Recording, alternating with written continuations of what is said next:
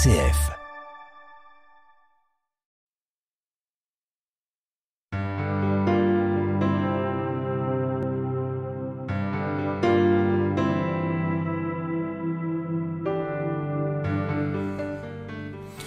Victor Gabé, bonjour.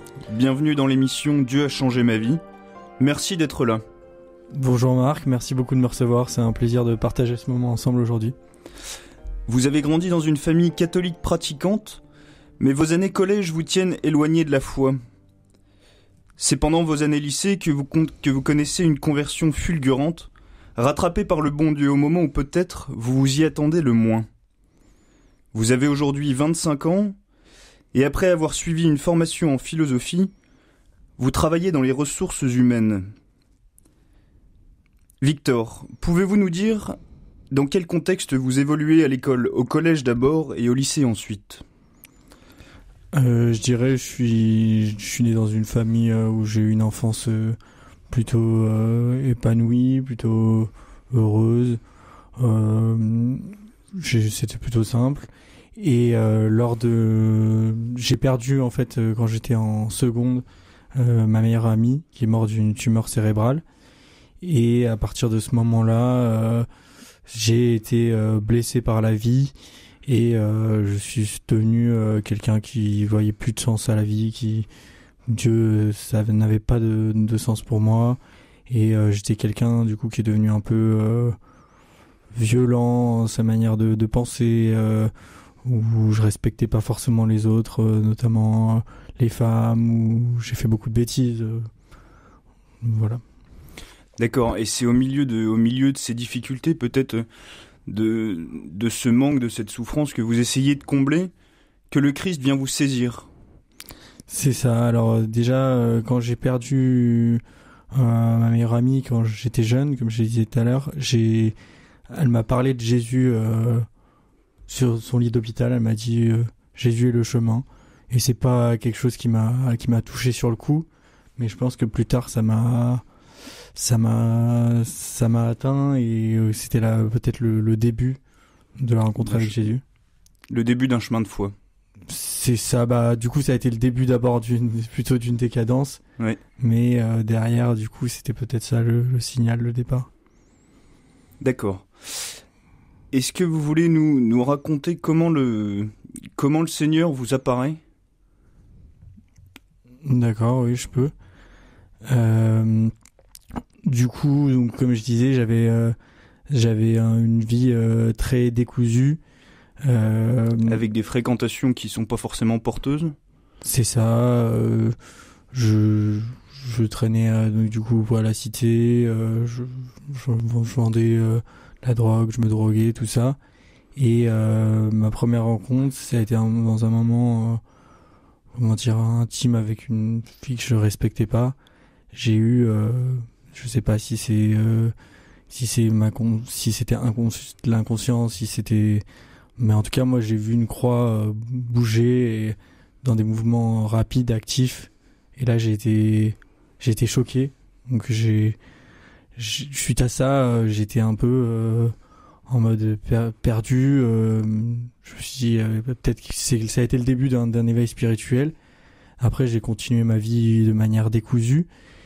Et mais à chaque fois que je faisais une action, elle s'apparentait à la fois à Jésus. Je rencontrais des gens qui me disaient dans la rue que Dieu te bénisse, ou je rentrais dans des églises, alors je savais même pas comment j'étais rentré là. Je parlais avec des prêtres. J'étais dans un milieu au lycée où il y avait pas mal de musulmans, donc je discutais pas mal avec des musulmans de la foi. Et puis il y avait toujours Dieu qui revenait, toujours cette question. Je continuais ma vie de manière un peu pas droite, et je continuais à faire des bêtises, mais j'étais appelé par quelque chose. Et en parallèle de ça, je m'étais mis à préparer, je sais pas pourquoi, j'ai toujours été mauvais à l'école, des concours pour intégrer Sciences Po Province, que j'avais beaucoup travaillé. Et du coup, je pense que ce côté-là, où j'avais jamais travaillé, je me mettais à travailler lors de ma terminale. Et à côté de ça, il y avait une recherche spirituelle. C'était Jésus qui avait commencé à descendre en moi. Donc à partir de ce moment-là, vous prenez peut-être conscience que vous êtes aimé, C'est ça, ouais. que votre vie peut devenir peut devenir quelque chose de beau, et vous prenez confiance en vous. C'est ça, comment dire, les rencontres que j'ai faites ont été très marquantes. Des gens qui, priaient pour moi et voulaient m'aimer, voulaient que je rencontre le Christ. Donc il y a cette partie-là, et puis avec Jésus, on sent les premières fois où j'ai prié, avec Jésus, on se sent pas seul, on se sent léger. Et c'est ce sentiment de légèreté qui a commencé. Ouais. Le sentiment d'une présence aussi, peut-être. Ouais, de la présence au début, je savais pas que c'était le Christ, mais après du Christ dans ma vie. Ouais. Et la prière, ça a été très fondateur. Et aussi prier avec d'autres gens. Quand j'ai commencé à me rendre compte que j'étais déjà allé à la messe pas mal de fois parce que j'étais dans une famille chrétienne, mais il y avait rien qui me touchait. Et notamment, j'étais au scout, au routier. Je me souviens quand j'étais en terminale. Je me souviens d'une prière une fois avec les routiers où j'étais chez Scout Unitaire de France, où j'ai été très, très touché. J'ai senti qu'il y avait quelque chose. Vous parlez de l'importance de la prière. Est-ce qu'à votre avis, la prière a pu avoir un impact dans cette conversion, dans cet appel de Dieu qui vient vous toucher dans un moment où vous y attendez le moins? Oui, bien sûr. La prière, c'est quelque chose. Sans la prière, je serais pas là aujourd'hui.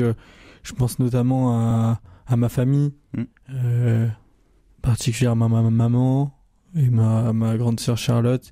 Je sais qu'ils ont beaucoup prié pour moi, pour que j'arrête d'être perdu, d'être dans des mensonges et d'être mauvais et de me rapprocher de Jésus. Ils ont beaucoup prié pour moi et je sais que j'ai ressenti qu'on priait pour moi et c'est pas les seuls. J'ai des amis aussi qui à la fois qui m'ont dit qu'ils avaient beaucoup prié pour moi et ça c'est quelque chose. Je l'expérimente maintenant dans ma vie de tous les jours. La prière c'est juste incroyable. Voilà, c'est peut-être pas très clair, mais ça l'est. On comprend que on pourrait croire que la prière pourrait être une idée qu'on se fait, quelque chose de rassurant. Il y a une. Ouais. Non. Au début, en plus, c'est un peu angoissant de se retrouver à dire voilà, je sens qu'il y a une force, je sais pas quitter. Si c'était Jésus, Allah ou je sais pas trop qui, mais. C'est un peu au début on est un peu perdu justement, mais après on se sent pas seul, ça dure pas longtemps. Et il y a quelque chose d'un abandon. C'est ça, un abandon total au Christ par la suite. Et moi du coup je sais pas si vous voulez revenir sur ce qui s'est passé entre temps. Du coup comme je vous ai dit j'étais donc je continue à avoir ma vie un peu déconstruite, mais tout en travaillant beaucoup d'un côté et puis en étant en recherche. Donc j'ai pas mal discuté avec des musulmans, j'ai lu bonne partie du Coran, j'ai lu la Bible et un jour je suis tombé, je pense que ça a été là le choc final, si je puis dire la touche finale de Jésus. Je suis tombé sur l'évangile de Saint Matthieu qui dit venez à moi vous tous qui peinez et je soulagerai votre fardeau. Et ça a été quelque chose qui a été bouleversant pour moi. Et à partir de ce moment-là, vous comprenez que vos difficultés, le quotidien dans lequel vous êtes un peu empêtré, vous pouvez vous en libérer. Vous avez une force en vous qui vous permet de le mettre de côté et de le dépasser. Oui, c'est ça, parce que en vrai, j'ai la chance de pas avoir non plus d'envoyer tout bouler du jour au lendemain. Ça a été progressif et du coup même les gens avec qui je traînais au quartier et tout, d'un coup j'ai commencé à leur parler de Jésus et ça n'a pas été forcément on est raillé si, mais ça s'est fait assez naturellement quoi. Donc progressivement. Et j'ai encore beaucoup d'amis qui sont pas chrétiens, qui vivent des choses différentes. C'est pas une séparation complète. Donc progressivement, votre vie prend prend un tournant, une autre saveur. Peut-être vous découvrez qu'il y a une joie à partager le Christ. C'est ça, bien sûr. Ouais. Sans renier toutefois votre passé, là où vous venez. Non, bien sûr, parce que quand je vous ai dit avant la mort de mon ami, j'étais un petit garçon plutôt simple, plutôt qui pleurait pas mal, qui était plutôt un peu fragile. Et après, justement, il y a une cassure où je suis devenu trop dur du jour au lendemain. Et après, là, j'ai réussi avec Jésus à faire un mix entre les deux, quoi. Et puis j'ai appris la joie du service, d'aimer son prochain, de voir le Christ dans chacune de nos actions, du matin jusqu'au soir. Et voilà, je rends grâce. Je suis toujours, comment dire, je me remettrai jamais du sacrifice de Jésus sur la croix pour nos péchés. J'en rends grâce tous les jours. C'est quelque chose qui brûle mon cœur. C'est-à-dire que tout le mal que vous avez fait avant, tout ce que vous pouviez porter, tout cela est racheté par le Christ. Ouais, c'est ça, j'ai vraiment senti... parfois, il y a des gens pour qui c'est un peu flou, le fait, mais comment ça, Jésus, il a pris tous nos péchés sur la croix, etc. Bah, moi, j'ai la chance, la chance ou pas, parce que du coup, j'ai eu des mauvaises choses, mais quand même, au final, la grâce de l'avoir découvert ce mystère de la croix. Et alors vous dites aujourd'hui, vous vous engagez, l'attachement au Christ vous permet de vous mettre au service. Comment est-ce que vous vivez aujourd'hui, peut-être dans votre travail ou par divers engagements associatifs, cet attachement à Dieu, cet attachement au Christ? Je dirais, je suis loin d'être un saint, donc voilà, j'ai toujours mes travers, mais c'est vrai que le service, c'est quelque chose qui est important pour moi. Déjà, dans un premier temps, le service à ma famille, à mes amis, c'est très important pour moi, ça, mes amis. Et j'ai ma famille, je les salue tous, d'ailleurs. Et donc déjà, donner du lien, donner du temps pour eux. Je pense à mes neveux et mes nièces, mes amis qui sont en difficulté. Après, j'ai la chance d'habiter dans le Vieux-Lille, dans la maison Madeleine Delbrel. On est 8 jeunes pros. Qui ont à cœur de vivre la foi ensemble. C'est ça, tout à fait. La foi et le service, on est là pour accueillir des gens qui se sentent seuls, les gens un peu dans la difficulté. On a une chambre pour accueillir des gens sur un petit laps de temps. Et puis le mercredi soir, on a une messe à 19h15 suivie d'un apéro dînatoire où on essaie de rassembler un peu dans le quartier, suivre les pas de Madeleine Delbrel. D'ailleurs, tous les Lillois qui nous écoutent sont les bienvenus quand ils veulent, et je passe aussi le bonjour et je remercie mes collègues pour ce qu'on vit ensemble. Donc voilà, et après j'ai eu la chance, j'ai passé le concours pour être sapeur-pompier volontaire, donc je vais sûrement devenir pompier cet été, donc ça c'est aussi une chose qui me donne envie de me mettre au service des gens. Et après j'effectue aussi, j'ai toujours été, peut-être le fait que j'ai passé du temps dans la rue quand j'étais en première notamment, ça m'a donné une facilité à être avec les gens de la rue, passer du temps avec les gens dans la rue. J'ai organisé avec une amie un 31 solidaire pour les gens de la rue, qui était un des moments très forts, on a vraiment été touchés plus profond de nous par ces rencontres, passer du temps simple sans barrière avec les gens de la rue. Et suite à ça, avec un couple d'amis, on a organisé à part tous les jeudis soirs, là on a commencé il y a 2 semaines, des maraudes, mais j'aime même pas appeler ça les maraudes, mais aller visiter nos frères et sœurs de la rue, passer du temps avec eux. Et comment vous définiriez ces rencontres dans la simplicité, les rencontres avec les gens de la rue? Ouais. Ouais, moi ce que j'aime bien dans la rue, c'est qu'il n'y a pas de... Il n'y a pas de barrière, il y a pas de... c'est ça, il n'y a pas de normes, il n'y a pas de... On s'en fiche que tu sois consultant, les gens de la rue ils s'en fichent que tu sois consultant, que tu fasses ci, que tu fasses ça. Et puis moi aussi je m'en fiche si certains en ont fait, etc. Ce qui compte c'est juste le moment présent. Et à chaque fois que je ressors de ma route, j'ai le cœur brûlant. Parfois j'y vais un peu en traînant des pieds. Et puis au final, je vais visiter des amis et changer de jeu au milieu de ces rencontres. J'apprends plein de choses parce que les gens de la rue, je vous invite à aller discuter régulièrement avec des gens dans la rue. Ils ont plein de choses à nous apporter. C'est des gens souvent très cultivés, qui lisent beaucoup, qui écoutent beaucoup la radio. Et donc pour moi, il y a Jésus au milieu de ces discussions. Et votre parcours témoigne de ce changement radical qui ne met pas de côté le passé, qui ne met pas de côté la façon dont on a pu agir auparavant, mais qui vient utiliser notre expérience de vie pour la mettre au service de l'autre. Vous dites avoir fréquenté un peu la rue, peut-être dans son côté un peu plus sombre. Et à présent, c'est cette même, c'est à nouveau dans la rue que vous vous donnez, c'est à nouveau dans la rue que vous faites cette expérience de la charité, qui est une rencontre simple avec l'autre, un partage vrai. Ouais, enfin, ouais, j'essaye. Je suis loin d'être saint, mais j'essaye. Et puis, bah oui, c'est ça que j'aime bien aussi quand je retrace un peu ma vie, c'est que il y a un moment au début où je me suis converti, j'étais vraiment beaucoup à être dans le regret, à me dire toujours à dire pardon Seigneur pour le mal que j'ai pu faire, notamment je pensais à des filles ou même à des gens en général, et j'étais beaucoup à regretter. Puis j'ai compris avec le temps, bah bien sûr forcément je regrette ce que j'ai fait, mais j'ai moins ce côté pesant. Je sais que le Christ m'a libéré de tout ça. J'espère qu'il rend heureux ces gens, et du coup, c'est vrai que je renie pas non plus le passé que j'ai pu avoir.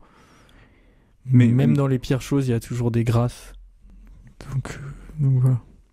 C'est-à-dire, vous pouvez développer un peu ça, cette conviction, peut-être cette foi, que même dans les difficultés qu'on peut avoir, même dans le mal qu'on peut faire, ou qu'on peut percevoir, qu'on peut avoir l'impression de faire, dans tout cela, il y a des grâces, toujours. Oui, bah, dans mon passé, dans les choses mal que j'ai faites, mauvaises, j'ai pu blesser des gens, j'ai pu faire quand même à un moment ou deux des rencontres, vivre de beaux moments, et il y a certaines choses que j'ai vécues, notamment dans la rue, qui m'ont appris à être un homme, à savoir être entier. Donc il y a eu des belles choses quand même dans le mauvais. Et après, c'est ce que j'aime bien dire, moi, c'est un peu mon dicton, si je puis dire. J'aime bien dire que la vie sans épreuve, sans obstacle, elle aurait zéro sens. Il faut savoir quand on suit le Christ qu'il y aura des épreuves, que ça va être dur, que ça sera jamais tout lisse, mais avec le Christ on arrive à surmonter ces épreuves. Voilà. Et elles ne sont pas vaines. C'est-à-dire qu'elles deviennent une force. Elles peuvent apparaître comme une faiblesse, comme un fardeau, mais ça devient une force sur laquelle on peut s'appuyer. C'est ça, bien sûr. Ouais. Et vous en témoignez, notamment. J'ai cette chance de. Maintenant, forcément, on a tous des petits combats, des angoisses. Parfois, ça m'arrive de me décourager, mais c'est jamais long, parce que dès que je prie avec le Christ, je sais que tout est surmontable. C'est ce que j'aime bien dire en ce moment à des amis. Je me rends compte de plus en plus que les jours qui sont nombreux, Dieu soit loué, où je prie le matin, j'ai la chance d'avoir une chapelle dans ma maison où je vais prier à la chapelle, ou bien même dans ma chambre, et je confie ma journée au Seigneur.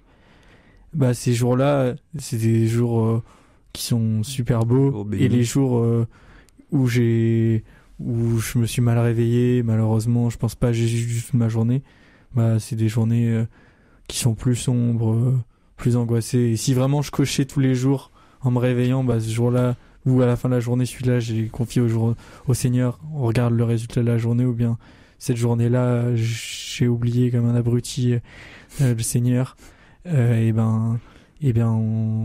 ça serait écrit, quoi. Parfois ça m'arrive, heureusement, hein, j'en ai pas souvent, mais les journées, parfois ça m'arrive le soir, je suis sur mon vélo, dans le transport, je rentre, je ressasse la journée, les choses qui m'ont angoissé, qui m'ont énervé dans la journée. J'arrive chez moi, j'ouvre la porte de la chapelle. Là, je me dis, ah oui, t'es con, t'as juste oublié Jésus. En fait, c'était juste ça. Et vous dites comme un abruti, on peut avoir cette tendance à être un peu dur avec nous-mêmes. Pardonnez-moi, je vous reprends. Ah, mais non, vous avez bien Mais fait, hein. c'est aussi, si on peut y voir une grâce, c'est aussi un peu ces moments de relâchement qui nous permettent de voir la puissance de Dieu. Et cette force que le Christ nous offre, c'est de toujours nous ramener à lui. Si on le désire, si on a ce courage d'y revenir. Oui, c'est ça, ouais. Après, bah, forcément, bah, j'essaye qu'il y en ait le moins possible. Parce que, bah, justement, parce que je me rends compte que c'est ce qui me rend le plus heureux avec le Christ. Mais oui, forcément, le moment où on se rend compte qu'elle est le plus heureux avec le Christ, c'est peut-être que quand on l'a oublié. Bah, quand on fait le bilan entre les deux. Jusqu'à ce qu'il y ait une constance qui vienne dans la vie, le Christ qui vienne habiter tous les pans de notre vie, chaque parcelle de notre existence, qui vient être irriguée par la présence de Dieu. Et c'est peut-être ce que vous apprenez à vivre encore aujourd'hui. Ouais, bah, je rends grâce à Jésus pour ça. Et puis, ça, on peut pas le vivre tout seul. Je rends grâce et je remercie Jésus en premier, mais les gens avec qui je vis dans ma coloc, tous mes amis que j'ai la chance de voir souvent, ou même que je vois pas très souvent, mais dans notre cœur, on sait ce qu'il y a. Et puis ma famille aussi, bien sûr. Et Dieu qui se vit finalement dans des choses très simples. Il y a la prière personnelle qui peut être ressource, qui est le moment de cœur à cœur, qui est le moment privilégié, où on offre un peu de notre temps au Seigneur. Mais la vie en Christ se vit d'une manière très simple, très spontanée dans notre relation à l'autre, dans notre travail. Finalement, c'est tout notre être qui est changé. Bah, c'est beau ce que vous dites parce que, bah, moi, c'est un peu ça. Je dis souvent, moi, je suis pas un grand théologien ou je vais pas être dans des grandes discussions sur des dogmes, sur des sujets d'actualité, même si c'est important dans l'église ou de théologie. Moi, j'aime bien dire que j'ai un peu la foi, même si tout ça c'est important et que j'essaie d'y travailler, mais j'ai un peu la foi du paysan, quoi. Bah, rendre grâce à Dieu, aimer ses frères et sœurs, prier avec eux. Reconnaître les beautés dans le quotidien. Voilà, c'est ça. Moi, ce où j'aime le plus prier, c'est face à un beau paysage, ou bien avec entouré de gens que j'aime, que j'apprends à aimer. Qui disent simplement la présence de Dieu. C'est ça, tout à fait.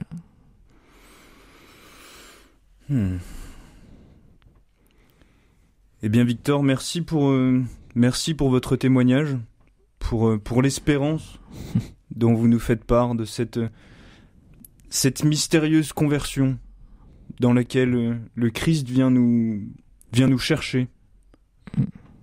Il vient nous chercher tel que nous sommes et transformer notre vie. Merci beaucoup, Marc, de m'avoir reçu.